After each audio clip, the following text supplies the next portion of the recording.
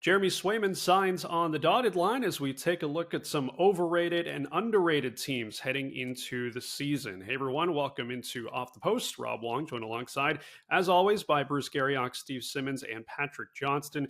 And guys, lots to get to with the NHL season officially beginning in full this week. And firstly, some news to take care of as the Boston Bruins finally agreed to terms on a new deal with RFA goalie Jeremy Swayman. 8 years, $8.25 million a season. Steve, in the salary cap era, we've seen it go both ways, but do you think it does make sense for a team to be spending 9 to 10% of their salary cap on a position that can be very volatile at times?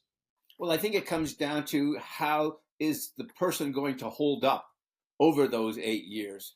Because what we've seen in recent years, the goaltender gets injured more than ever before. If you play butterfly style, and so many of the goalies do, it's really hard on your hips, it's really hard on your knees.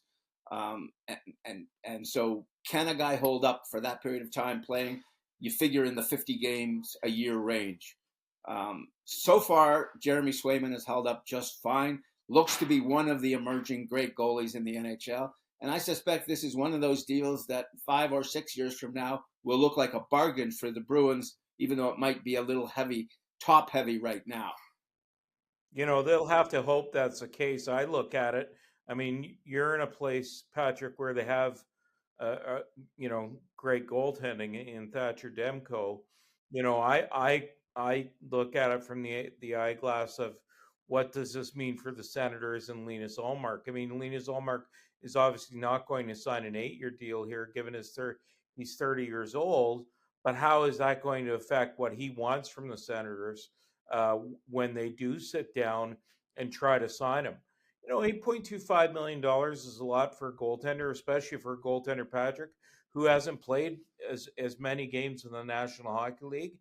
But I think when push came to shove, everybody acts in their own best interests, and Jeremy Swayman and the Boston Bruins acted in their own best interests. In both cases, these are goalies in both Ullmark and Swayman who've never played a full season, right? Part of their keys to success, I really think, was in the fact they were able to alternate. And so now the question is, how does Swayman hold up? As Steve was saying, how does he hold up with the demands of being paid like a true number one? Can he actually play like a true number one? 50 games is what we seem to think. I mean, 60 games used to be what you look for a number one. Now it's 50 games. Can he even do that? Same thing with Ullmark, a guy that's never played more than 50 games in his career. Can he handle the load that you need in Ottawa? We're in a new era for goalies. There's no doubt about that. I can tell you up front from watching Thatcher Demko play really well when he's healthy, but also has gotten injured a lot. And a lot of it's just about, as Steve says, play the position. So investing this much money in one guy is a big risk these days. And we'll see how this goes for the Boston Bruins. And you have to realize $8 million isn't what we used to think $8 million was. Like Seth Jarvis is signing for $8 million. But there's a lot of guys that, Seth Jarvis is a nice player, but he's not a franchise changer. So there's a lot of guys on teams in that $7-8 million range. And you're thinking, well, they're not really that good.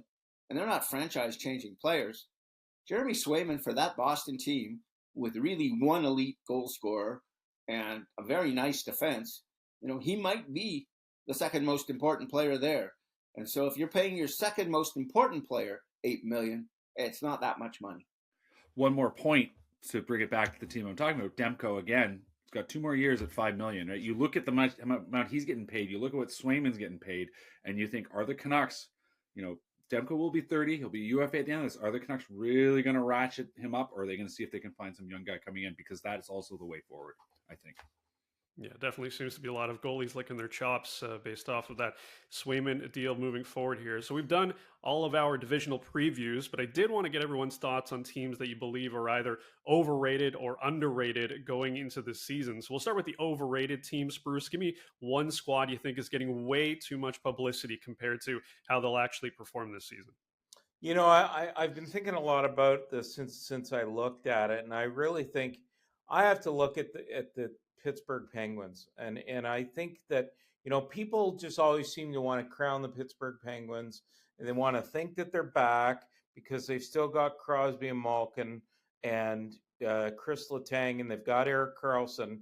But what did Dennis Green say, the late Dennis Green? If you want to crown their ass, go ahead and crown there. Look, I just think that we give far too much love to the Pittsburgh Penguins because we kind of long for the old days when they were a great team. And I think number one, their biggest issue is goaltending.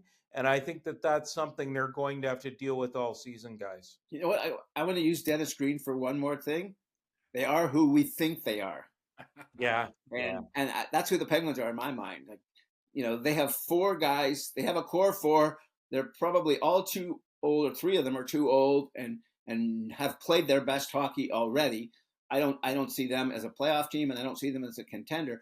But the team I'm kind of thinking, bless you, Patrick, but the team I'm kind of thinking about being overrated are the Vancouver Canucks. And My second choice. And I'm going to start with Thatcher Demko in goal, because Thatcher Demko is an elite goalie. If he's not playing, then they're not getting elite goaltending. As great as the other goalies might be, they're not getting Thatcher Demko goaltending. The second thing is the minute Elias Pettersson signed that giant contract, he kind of gagged it up a bit. How is he going to play now that he's the highest paid and the most important player on that franchise? Because I sure didn't see anything in the playoffs that told me this guy is the most important player. And so what happens is when you make a big jump like the Canucks did last year, everything was great. Everything was great with everybody. Rick Tocchet is the best coach in the NHL. All these things going on. You know, getting back to that level is really hard to do. And I think they're going to fall back a little bit, because I think the Edmonton Oilers will be better and the Canucks will be worse.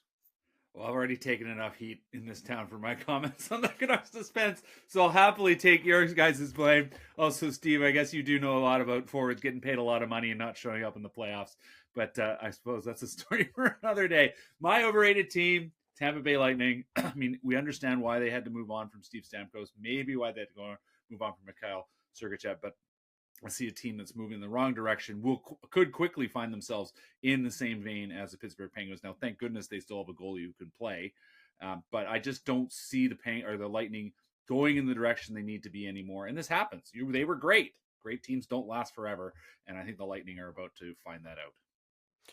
On the flip side, which teams are we not talking enough about? Patrick, we'll start with you. One team that you're higher on than the rest of the field. It feels silly saying this because I know it's going to fall flat in my face, but I do think the New Jersey Devils adding Jacob Markstrom makes a huge difference for that team. We've talked about goaltending nonstop today. He's a goalie. He knows how to play. That's a team that needed a goalie, couldn't get a save. Now they're going to get the saves. Now the pressure is going to be on forwards like Jack Hughes to get it done. I'm going to base this on empirical evidence and hours upon hours of research. There's one undefeated team in the NHL right now. 2 wins, no losses, 2 goals against, and that's Patrick's New Jersey Devils. With a new goalie in Markstrom, with a new head coach in Sheldon Keefe, with new help on defense, and they've brought in some bodies up front. Gives them a little more size and a little more strength and a little bit of grit, if you want to call it that, to go along with all of the speed and talent they already had. And I think that's a playoff team. It's a question of, you know, where Markstrom fits in and what happens in the division with the Rangers and Carolina, whether they can contend for that division. I don't think they necessarily can, but I like the coach and I like the goalie. And when I like the coach and the goalie, usually everything else falls into place. Okay, so I don't want to dump on the question maker, but I think we're 3 for 3.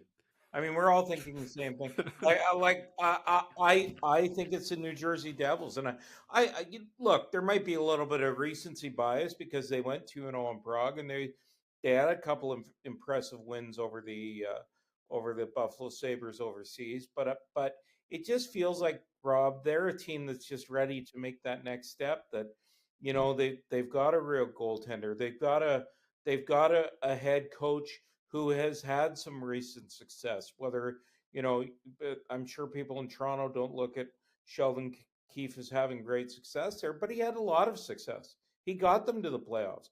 He got the Toronto Maple Leafs to a place where they had a tough time getting to, and if he can push the right buttons in New Jersey, he can get there as well. I think sometimes we get caught up in the National Hockey League with with overlooking teams, and I somehow feel like we just expect the Dallas Stars to be decent, so we've kind of overlooked them. Like, it's easy to overlook the teams that are good all the time. And we're overlooking the Vegas Golden Knights a little bit, guys. Yeah, I think if you, but you have to look at a team that hasn't been very good, who's been overlooked a little bit, and I think that's the New Jersey Devils. And if you go back 2 years, Bruce, they were the most improved team in the NHL 2 years ago, and they looked like a real team on the jump. And then Andrew Burnett left, went to Nashville as head coach. A lot of people thought that was a really important move that hurt the Devils. They also had a bunch of injuries and terrible goaltending. And Lindy Ruff proved not to be the guy that was going to get them out of all the problems that they had. And one thing, they're playing right now without Luke Hughes. Luke Hughes is, in some people's mind, might wind up as the best of the three brothers. Well, we know one brother's already won the Norris Trophy.